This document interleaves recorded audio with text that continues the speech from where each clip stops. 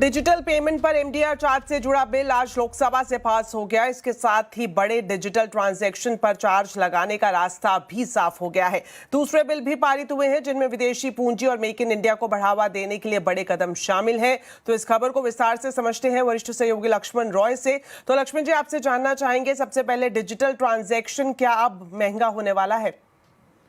देखिए, मुझे लगता है कि ये कहना है कि हर डिजिटल ट्रांजैक्शन महंगा होगा शायद ऐसा सही नहीं होगा, क्योंकि बिल तो पास हो गया है और इस बिल के जरिए डिजिटल ट्रांजैक्शन पर चार्ज लगाने का रास्ता भी साफ हो गया। रास्ता इसलिए साफ हुआ है कि जिस सेटलमेंट एक्ट में संशोधन किया गया है उसके तहत अब ये प्रावधान किया गया है कि कौन कौन से डिजिटल ट्रांजैक्शन पर कोई चार्जेस नहीं लगेगा, उसकी सरकार एक लिस्ट जारी करेगी। उसके अलावा जितने भी ट्रांजैक्शन होंगे उस पर टैक्स लगाने का अधिकार मिल जाएगा। अब इसके बाद क्या होगा कि अभी लोकसभा से इस बिल को पारित किया गया है, उसके बाद संसद से पारित होने के बाद फिर राष्ट्रपति के अनुमोदन के बाद पहले इनकम टैक्स डिपार्टमेंट, फिर रिजर्व बैंक, फिर एनपीसीआई एक अलग अलग नोटिफिकेशन जारी करेंगे, गाइडलाइन जारी किया जाएगा और फिर ये बताया जाए कि ये ट्रांजैक्शन है जिस पे आप डिजिटल ट्रांजैक्शन पे चार्जेस नहीं ले सकते हैं। तो ये समझा जा रहा है, अब तक जो चर्चा हुई है वित्त मंत्रालय के अधीन, कि जो छोटे छोटे ट्रांजैक्शन है उसको शायद इससे बाहर रखा जाएगा। जो बड़े ट्रांजैक्शन है उस पर एमडीआर चार्जेस या दूसरे चार्जेस लगाने का प्रावधान किया जा सकता है।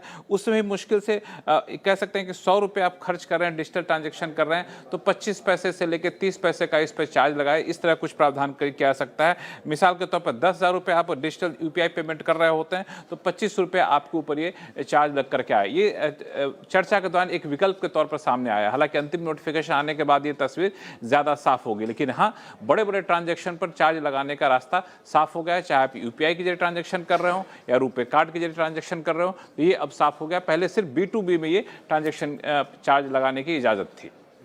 जी लक्ष्मण जी, अब इसके अलावा जो ये बिल पारित हुआ है उसमें और कौन से अहम प्रावधान शामिल किए गए हैं? देखिए, दरअसल जो बिल पारित हुआ वो taxation and other laws amendment bill है। उसमें तो एक हिस्सा जो था, जो मैंने अभी डिजिटल ट्रांजैक्शन वाला बताया, बाकी जो 2 हिस्से हैं उसमें कोशिश ये की गई है कि विदेशी पूंजी को भारत में कैसे लाया जाए। जो ग्लोबल फंड मैनेजर होते हैं, भारत में अगर फंड लाते हैं तो वो भारत में कारोबार नहीं माना जाएगा। इसका मतलब ये हुआ कि उनको इस पर टैक्स में बड़ी रियायत मिलेगी। तो इसके जरिए ये फायदा हुआ कि global fund manager foreign capital यहाँ पे विदेशी पूंजी भारत में ला सकेंगे। इतना ही नहीं, जो अलग अलग इलेक्ट्रॉनिक कंपोनेंट बनाने वाली कंपनियां हैं, विदेशी कंपनियां हैं, भारत में कॉन्ट्रैक्ट देती हैं कि आप बनाइए, जैसे कि एप्पल कॉन्ट्रैक्ट देती है यहाँ पे किसी कंपनी को कि आप मेरे लिए प्रोडक्ट बनाइए, तो ऐसे में उनको टैक्स में बड़ी रियायत दी गई है। डेटा सेंटर की मंजूरी की प्रक्रिया भी आसान की गई, वहाँ भी ऑनरशिप की जगह फ्रेंचाइजी डेटा सेंटर की भी इजाज़त दे दी गई है ताकि लीज के आधार पर आप डेटा सेंटर चला सके। तो एक तरीके से विदेशी पूंजी लाने, मेक इन इंडिया को बढ़ावा देने और ईज ऑफ डूइंग बिजनेस करने, इस 3 थीम पर आधारित है ये पूरा बिल जिसको लोकसभा ने आज पारित किया है। लक्ष्मण जी, आप हमारे साथ बने रहें, आपके पास वापस लौटेंगे।